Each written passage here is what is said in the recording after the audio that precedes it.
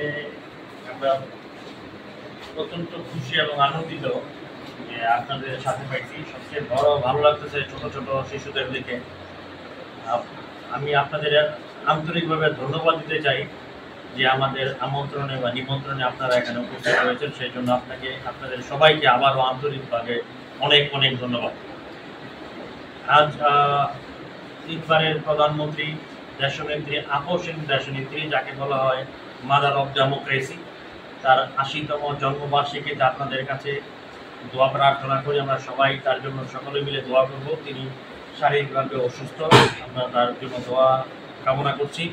পাশাপাশি এই সংগঠনের সার্বিক উন্নয়নের জন্য দোয়া কামনা করছি।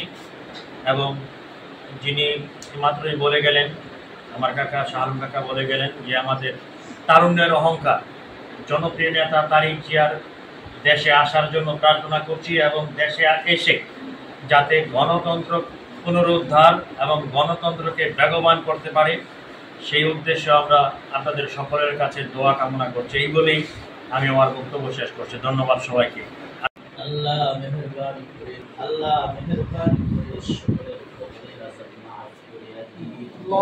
রব্বুল আলামিন আল্লাহ তাআলা আপনার কুদরতের মাধ্যমে তাদেরকে শিফা দান করেন।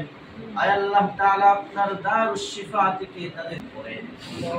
আয় আল্লাহ তাআলা দেশের জন্য কল্যাণকর করে আল্লাহ তাদেরকে আবার তৈয়ার হওয়ার তৌফিক দান করেন। রব্বুল আলামিন আল্লাহ তাআলা জমিনের জন্য কল্যাণকর করে আল্লাহ তাদেরকে দিল দিমাগের মধ্যে ধারণ করবার তৌফিক দান করেন। রব্বুল আলামিন আমার ভাড়া দোয়ার আয়োজন করেছে, মালিক তাদের দিনের মাকসাদে হাসানা পূরণ করিয়া দিন। আল্লাহ আলোকিত শীতল